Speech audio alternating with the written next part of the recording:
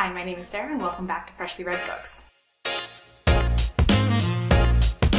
so I'm doing this with bad lighting because it's a bit later than I wanted to film today, but we got Chipotle for dinner and you know that feeling that Chipotle gives you, like you can never do anything again except for lie on the couch? I had that and I'm still coming down from that feeling, but we're gonna give this a go. So I've been putting off this video. It's like already the 6th of the month, but I read a lot last month and there's a lot to wrap up. And it's a lot. Like last month was my best reading month I have ever had. I read 17 books. And yes, some of those books were shorter. And I think the majority of it was that I did do 2 readathons. And also I did the Lord of the Rings, like all 3 parts of the Lord of the Rings in one weekend. So that's like 3 right there. So it all just, I don't know how I did this, but I did it. And I've got a lot of books to talk about. So 4 of the 17 books that I read are actually 4 different videos. So I don't really want to talk about them now because I'll be like talking about them in like their respective videos, but included in those is Every Heart a Doorway by Seanan McGuire, The Gunslinger by Stephen King, Severance by Ling Ma, and also World War Z, which I listened to as an audiobook from my library, so I don't have a physical copy, by Mark something? No, Max. It's on the screen somewhere. Brooks something? No, Brooke is the last name? I don't know. Okay, so now let's talk about the other 13 books. Math. So I think I'm just going to go in order from what I read. First up, we've got The Lord of the Rings. I read all 3 of the Lord of the Rings books in one weekend, 3 days really. I'll link to the video in case you missed it, but very quickly, I loved Fellowship. The Two Towers was pretty good. And The Return of the King had a lot more in it than I expected in like the best possible way. Like there was a lot of extra stuff in here that I just didn't know about. I'm not talking about the appendices, I still haven't read those. But just like after the climax, there's like nearly 100 pages of stuff that happens after what happens in the movie. And like, that's awesome. I really loved it. So from this experience, I've realized that I've never wanted to visit the Shire more. And if you're considering reading these, then don't force yourself to do it in 3 days. 10 out of 10, not the way to read these. Okay, then I did Becca's Bookopoly Readathon, which was a 48-hour readathon that included a few different prompts. And the goal was hopefully to read like 4 books in the weekend, although it was kind of like looser. So, I don't know, just like dependent on the person. I did film this. However, the footage was not great. Let's be real, it was boring. It was boring footage. And I didn't want to subject you to that. I certainly didn't want to subject myself to editing that. So I tried to edit it for like 10 minutes and I was like, this just isn't good. It's just not. But I still want to talk about the books that I read then because this is a monthly wrap up and that readathon happened this month. I shouldn't be explaining this. You know this. So, oh wait, first book I read during that was an ebook. So I read The Heir. It was the 4th book of the selection series by Kiera. And it was, it was definitely a book in the selection series. Let's be real, this is not my genre. This is not something I normally read. Honestly, I first picked up this series because the first book was free and Books and Lala was doing a live show on each of the first 3 books. So I was like, oh, if the first book's free on Amazon, I might as well read that one. And then that kind of spiraled because, you know, cliffhangers. So I ended up wanting to read all 5 books in the series, not the spin-offs. I can't be bothered to do that. But I did read the 4th book, which it was quick, it was easy, it was fun. But oh my gosh, the main character. Oh, I haven't explained what the selection series is about. Okay, sorry. I still have Chipotle brain.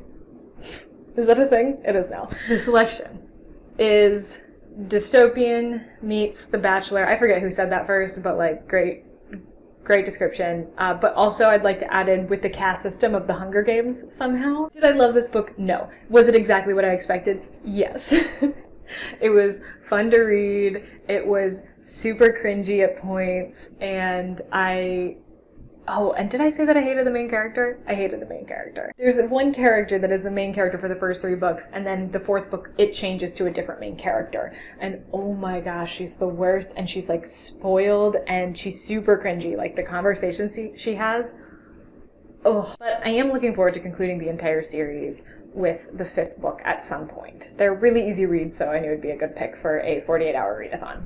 And then after that, still in that readathon, I read, or actually finished The Hate U Give. I had started it before the readathon. I finished it during. So The Hate U Give is another YA, but this one has a much more serious tone. It's about Star, who's the main character, and she sees her best friend shot by the police. I'm sure you've heard of this book by now. Everybody has read it. I am just really late to the game. And it's been coming up a bit more lately because George Floyd being killed by police. I liked reading through this book, and I liked the character of Star, but even more than that, I loved her parents. Her parents were awesome, great characters, but their conversations felt natural and like conversations that mothers would have with their daughters, or fathers would have with their daughter, or mothers and fathers would have with each other. Most of her friends were also really great, and I feel like they all have different circumstances, and so therefore can tell a very different story, and I think that that's a really great thing to be included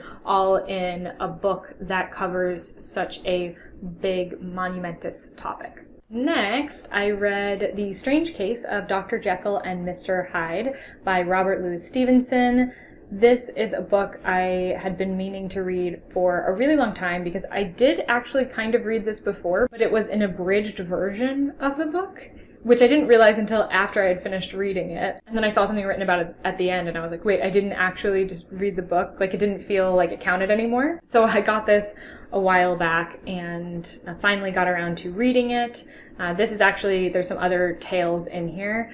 Only like half of it, or maybe even less than half of it, is actually The Strange Case of Dr. Jekyll and Mr. Hyde. So why they felt the need to abridge that and then trick me into buying it, I wasn't tricked. It said it on the cover, I just didn't notice. Anyways, if you don't know what this book is about, it's about this guy who thinks his friend Dr. Jekyll is being blackmailed by this man, Mr. Hyde. He's kind of trying to get to the bottom of that mystery. I have to say, knowing the twist in this really took away from my enjoyment of reading the full unabridged version. But if you have somehow not found out what the twist is, I think that you would really enjoy this book and you should definitely check it out. Like, I still love Robert Louis Stevenson. Well, I say that, but the only book besides this that I've read by him is Treasure Island, so. Okay, and then the last book that was a part of the Bookopoly readathon was Normal People by Sally Rooney. Now, I did start this during the readathon. I did not finish it during the readathon. This is actually a book club book for me. We've already had the book discussion on it, but I enjoyed this book more than I thought I was going to. I don't know why I didn't think I was going to enjoy it. It follows two main characters, Marianne and Connell, who, and kind of their lives starting from high school and then into early adulthood. I think it stops when they're around 25-ish. And for me, I think the biggest thing I got out of it was just that little things and little interactions and conversations you have can impact your life in a much bigger way.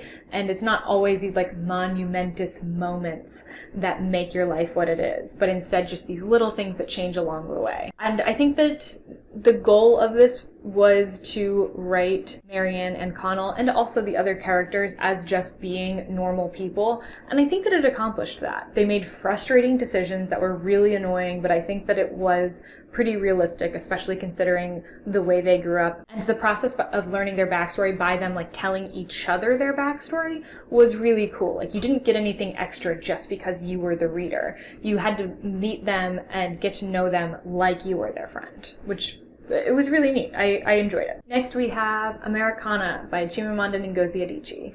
This I loved. This is by far my favorite book that I read this month. This was another of the book club books for this past month. We just had the discussion for it last weekend, and it was really great. It was lovely to talk about. This mainly follows Ifemelu, who is born in Nigeria, and she grows up there, and then at around college time, she moves to the US and ends up staying there for 13 years, which is kind of where you join up with the story, and then you see her move back to Nigeria. But you also get the backstory of her history, as well as the history of her high school boyfriend. It feels weird to just call him a high school boyfriend. They had a serious relationship, Obinze. And so you get to see a bit of his story too, but definitely you see more of Ifamelu's story. This was absolutely beautiful. I think that it is really about how the environment impacts the person and what kind of change that can have in your life. But it was great to get like this outside perspective of race in the US, because I feel like that's something, I've read a lot of immigrant stories, but I haven't read a lot of Black immigrant stories where you get that perspective of race. It was wonderful. I can't stop talking about this book. Like, I won't shut up about this book. Also, if you haven't seen it yet, Adichie's TED Talk that she did on the dangers of a single story is incredible. It doesn't take long to watch, so I really recommend checking that out after this. I will link it in the description. I've watched it several times. That's how good it is. And I think that it's relevant to the story that you don't just get a single story about these people. And if you did, you might think differently of them. But once you get this more holistic view, then you start to see that a person is never all good or all bad or all of anything. Like, people are dynamic and they're shifting, and it's unfair to judge a person based off of one thing you know about them. Next was Such a Fun Age by Kylie Reid. I've already talked about this one quite a bit between doing it for the readathon, and also it's on the Booker Prize 2020 long list, which I just did a video on as well. So I've been talking about this book a lot. But if you don't know yet, it is about this girl, Amira, who is a babysitter. She's also Black. She's a babysitter for a white woman. And in a supermarket, she is mistakenly accused of kidnapping this white girl who is, in fact, the girl she's babysitting. But really more than that, like that's kind of the crux of it. That's what like gets the whole story kicked off. But more than that, it's about white allyship. And it does bring forth this really important conversation. I think that this book is really for anyone that is seeking more to understand how to be a good ally and what that means and who that's for.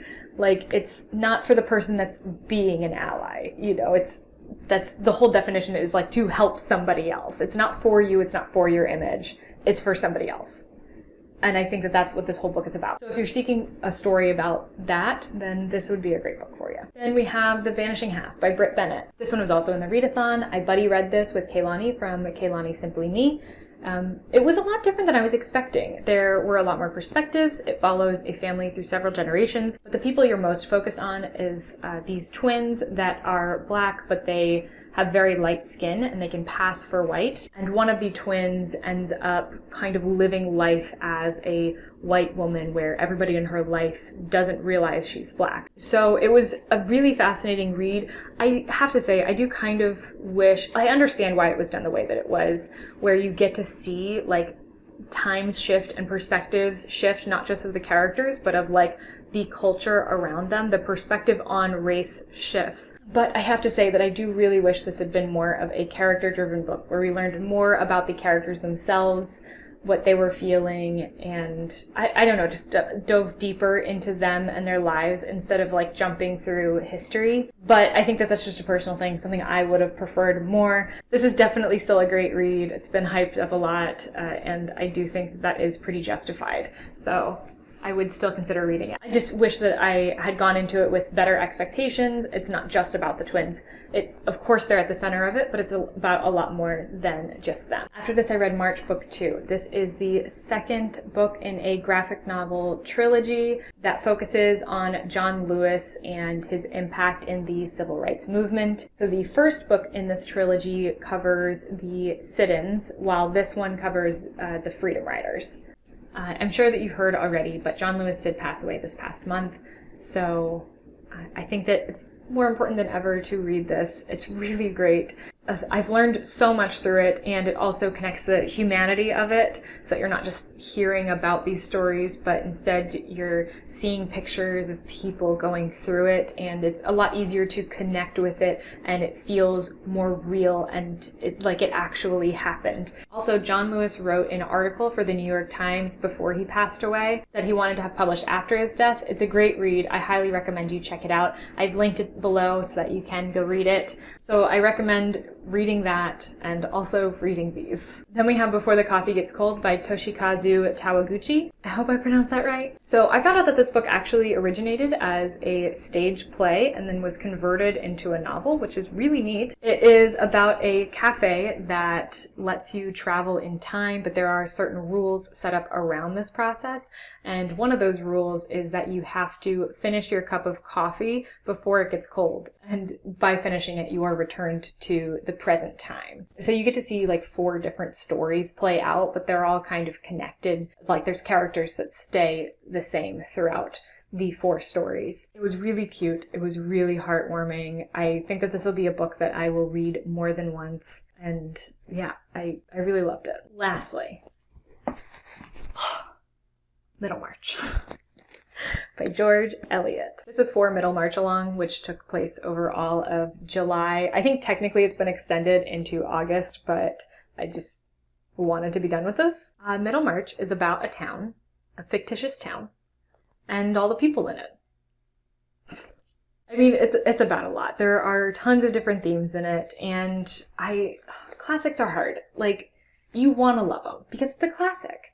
But at the same time, it's not written for somebody in like this day and age. So already you kind of have to really take a step back and like place yourself in a different locale to read this and approach this from the right light. I'm sure that people still do read this and love it. In fact, some of the people that did Middlemarch Along did really love this book. So like, maybe you will too if you're thinking about reading it. But it was just a lot. Would I have read this if it wasn't on my 100 books bucket list poster that's back there? Probably not. Am I glad that I read it? I guess. I don't know. I feel like I am, but it's for all the wrong reasons. Like, it's purely because it's a big book and it's a classic. And I feel like that's not a good reason to be proud of yourself for reading a book. But you know what? I did it. And now I get to scratch off one of the most intimidating squares on that poster, so yay. I might do a whole video on Middlemarch. It's just so big to talk about in like a quick little section. So if you'd like to see that, please do let me know. I might do it anyway. There's just a lot. There's a lot to talk about. There's a lot of different themes and everything. And I did take part in Middlemarch Along, and I didn't really make any videos for it. So I am kind of feeling like I should. Okay. Whew. We got through it. Thank you so much for watching. I am going to go nap forever now, or just go to sleep because it's late. Thank you so much for watching, and please do consider subscribing if you enjoyed it. I also have an Instagram that I, sometimes post on. I try. I'm getting better. Well, that's debatable. I'm doing something. Anyways, I gotta go. Okay, bye.